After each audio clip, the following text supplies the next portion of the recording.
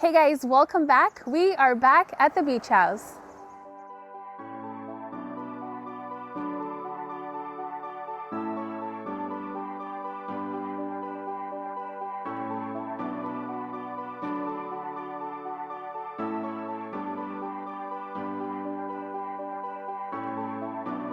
So the inside of the house was actually really fun to do. We really focused on room by room, and I think we accomplished a really beautiful beachy vibe, which is what our friend was going for.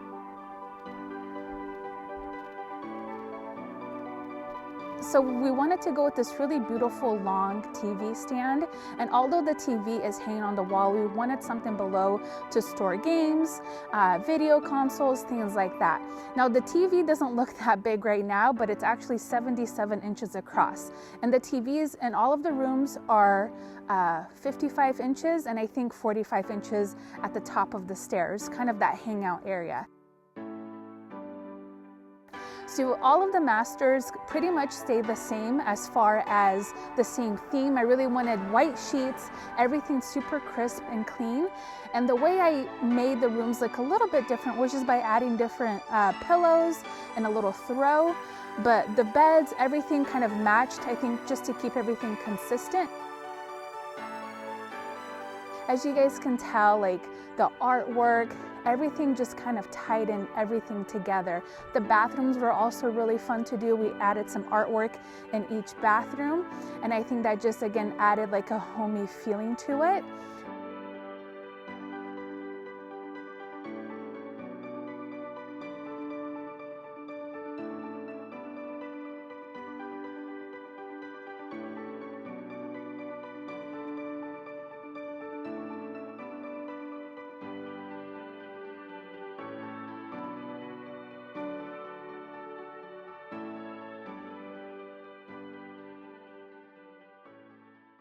The entry was also kind of fun to do, especially with this little beach house sign. I think right off the bat, when somebody comes, they're gonna feel at home.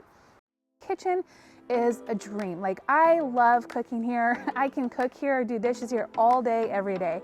I love the big island. Again, I didn't want a lot on the counter.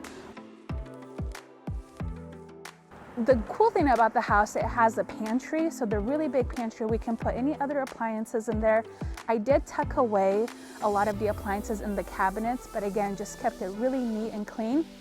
One of my favorite features of the kitchen is the coffee drawer. I'm obsessed. Like, I love organization, I love order, and especially when things are neatly like stacked like this, it just, it does something to me. Like, it makes me so happy.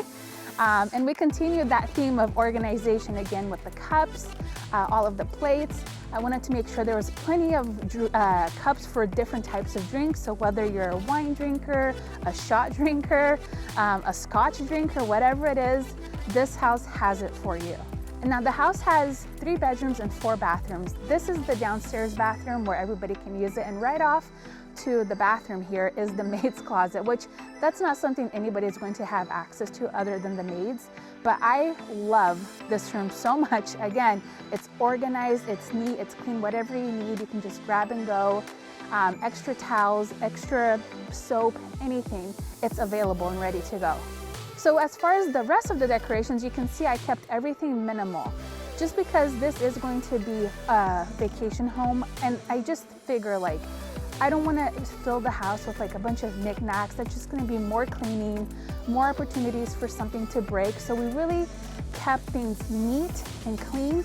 And instead of just buying a bunch of things, we bought nicer pieces for all of the rooms, the living room, and even the kitchen. So for the plants up here, as you guys can remember, this was all weeds and not much going on. So what we did is we ripped out all of the weeds, we weed whacked everything down, and then we actually covered the whole area with fabric. So you can come closer, you can see it kind of peeking through a little bit. But we covered everything with fabric, and we did that everywhere else too, just to help suppress the weeds here and the salal, because that is a big issue. And with the plantings here, we kind of wanted to keep it simple again, things that aren't too high maintenance. And before we get started with the plants that we have, I do know there's a little bit of deer action going on here, because you can see some of the leaves are gone on that hydrangea, and I caught one of them here just the other day. So you can see they came in and they, you know, kind of had a little go at the heucheras, which is okay. Like, we're gonna put down some bait and hopefully keep them at bay. But you know, that's just kind of the name of the game, I guess, out here. I guess there's deers here, and I didn't really know that before. So, but let's go start here with the plants. So with the hydrangeas, I think in most coasts that you go to, hydrangeas are always like a big plant, like a go-to plant. And these are the Nico Blues, and I'll put down the specs of everything down below for you guys. But the reason why I love this plant so much is because the way it kind of mounds. And we did add soil acidifier, so these are actually going to be all blue, which again, I think it's so beachy and it's got that coastal vibe.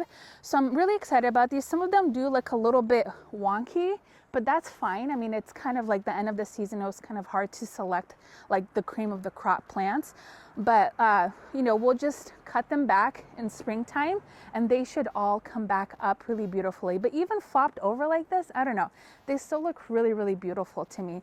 So we tried to do the taller things in the back and again, just cascade down. So we planted a variety of different ferns. Some are painted fern, and I can't remember the name of the other one, but I will find out and put it on the screen for you guys. So we also added a few of these little conifers, and these don't get tall at all, but they do spread. And the goal is, I also planted 2 over here on the other side, and I just want them to kind of cascade down as they grow. And I think that's going to create like a really beautiful evergreen ground cover. Now I also wanted to add some other type of ground cover, one that really takes off and is really beautiful and still flowers. You can see it's flowering over here. So these are a creeping myrtle. Oh, that's not a good example, hold on. And it just has like the cutest little purple flowers. And I really do love these. These don't get tall at all. I think like 6 to 8 inches tall, but they spread so nicely and they're super low maintenance. So if you're looking for like a really low maintenance ground cover, these are really beautiful. And I'm hoping that eventually they'll cascade down this rock wall here. And you can tell we added actually a layer of these stones just because we added so much mulch to this area. But you can tell the creeping myrtles are just here at the front. We skipped a row, but let's go back to the second row. So in the second row, we have these really beautiful Japanese anemones. And I haven't grown these before, but I am obsessed with them. They are so beautiful. I think they're the perfect flower that bridges summer and fall. And this one specifically is a Lucky Charm anemone. And it's it has these like candy pink flowers with yellow centers. They bloom late summer into fall. They like to be moist in sun, but because this area is a shady area, they can go a little bit drier. And these only get about 30 to 36 inches tall. And we did alternate the anemones. So you'll see that some are pink. The one right over here, it's supposed to be white. I think it's honoring Jober. I can't remember if that's the name, but again, we'll put it up on the screen for you guys. But I just thought it'd be like really pretty with like a pink and a white and a pink. And I think we need to add one more over there. I think it would just kind of tie in the whole area really nicely. Finally, at the bottom row here, closest to the rock wall, we have creeping myrtle and then these beautiful heucheras. Now these heucheras are probably my favorite. They're the champagne variety. These can take shade or PM shade. They only get about 11 inches tall and they're hardy to minus 30 degrees. So again, a really beautiful way to add color and texture into a garden, especially a garden that's shady like this one. So the front is pretty much done and you can see the fog is coming in. So that also makes this area super magical, but I'm super excited to show you guys the back. So let's go take a look. So remember when we started with this project, there was nothing here. The fence wasn't here. This again was just all weeds. So we had this heavy gravel put in and we wanted something a little bit heavier just because we thought that would move less. And you can see the fence is coming straight out. And we did keep some of this salal and other plants growing here just as like a nice green screen to the area. And this is probably one of my favorite views. So you guys can see when you walk out, we had them clear cut the area behind the fence. So look at that view.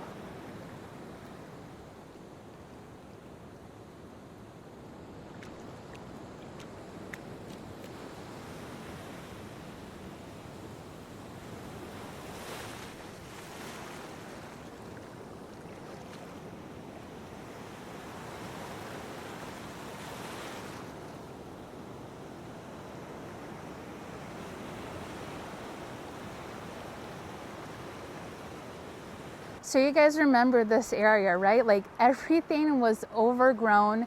It looked like a jungle back here.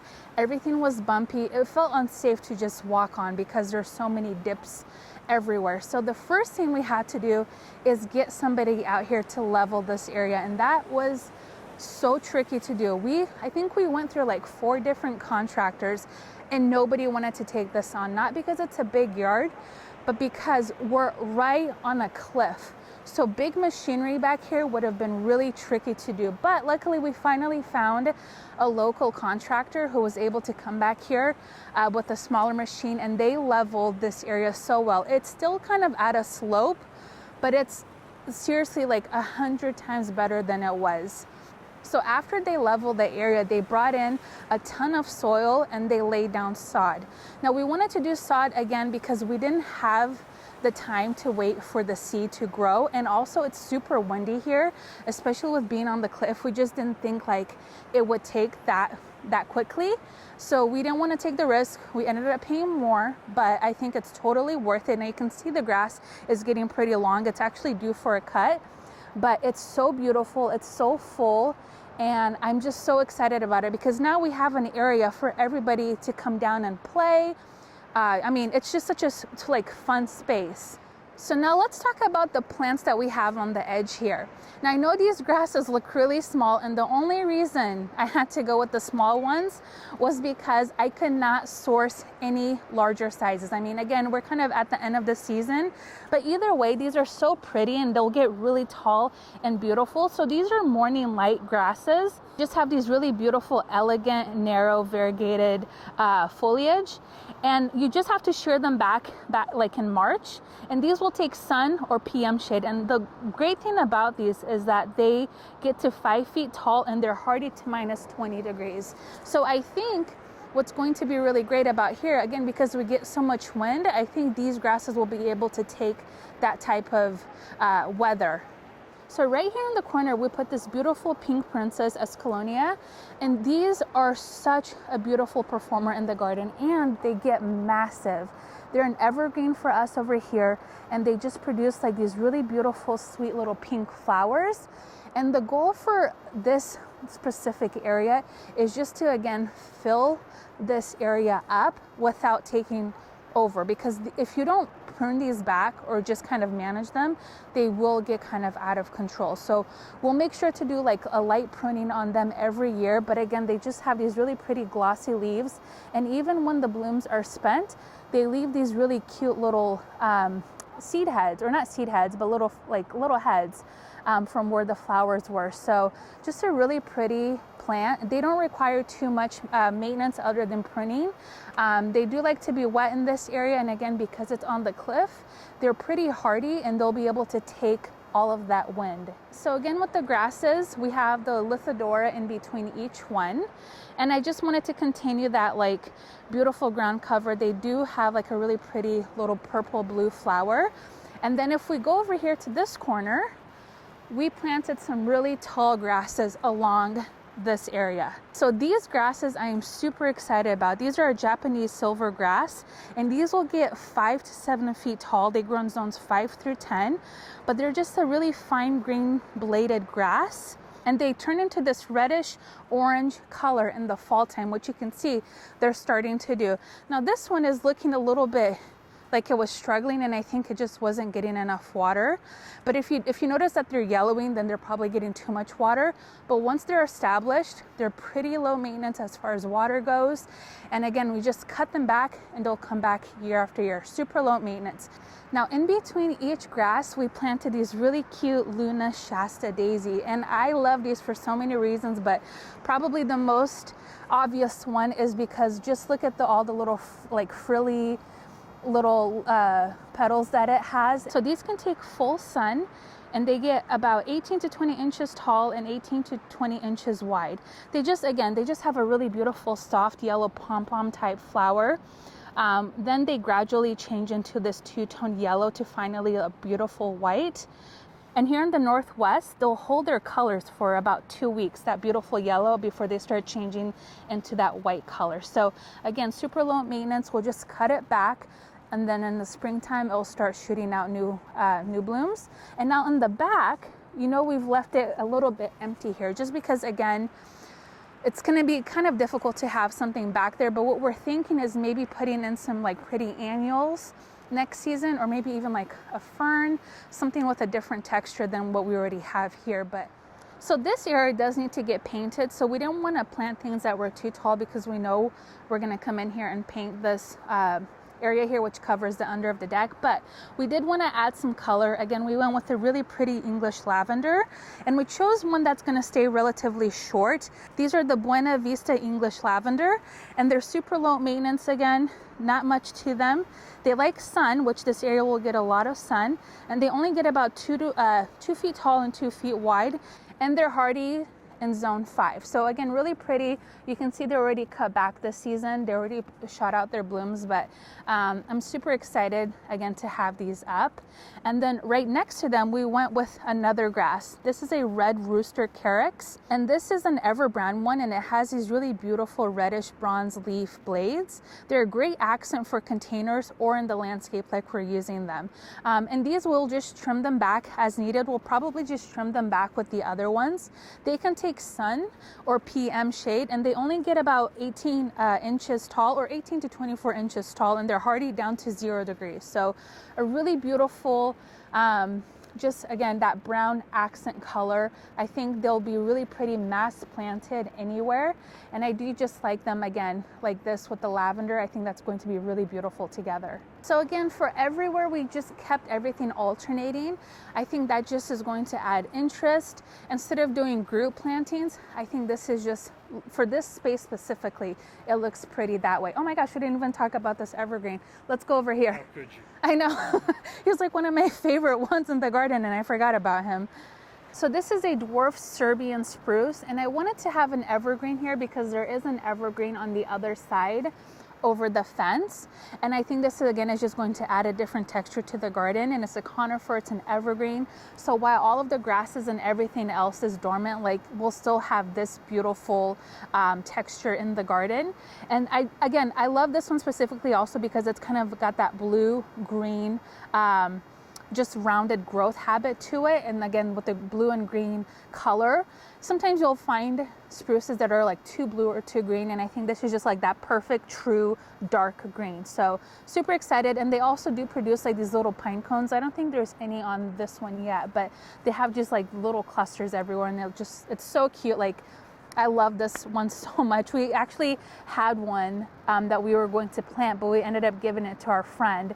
And I'm thinking I want one. So I think, Sergey, we need to add this one to the list. And I think with the spruce there, I think it just grounds that area, so it's not just grasses everywhere and, you know, ground covers everywhere. Like, there's like an actual steady structure. And now you'll see that we have the mulch even over the fence. And the reason why we did that, we actually put fabric down because we wanted, again, to suppress the weeds. We didn't take the fence out much further because when they were drilling holes for these posts, they wanted to make sure that they had enough space so things wouldn't erode. That's why we still have more space on the other side, but we wanted to keep it open. So even, Sergey, if we step back, you can see, and I know it's getting late, but I wanted to show you guys how beautiful the sunset is out here. But you can still have a really beautiful view. Nothing is going to obscure it. So what we wanted to do, again, we lay down the fabric and we lay down the mulch. That way it just continues with that like beautiful dark color.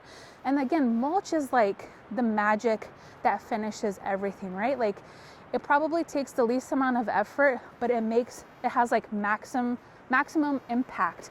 And it's just like instant gratification, right? Right when you put it down, you just like, boom, it's beautiful, like everything pops. So we do have irrigation connecting. It's actually, so the box is under the deck, so you don't see it.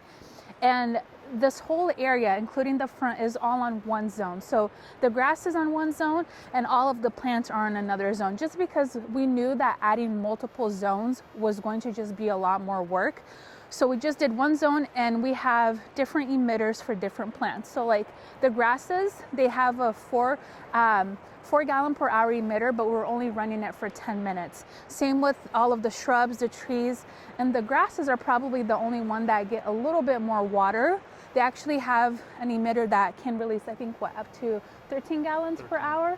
But again, they're only on for about 10 minutes a day. So the great thing about planting here was actually the soil was really lovely to work with the exception of the front. The front, we ran into roots left and right. Like, boy, we were busting our butts, huh? Like trying to get some of those roots out.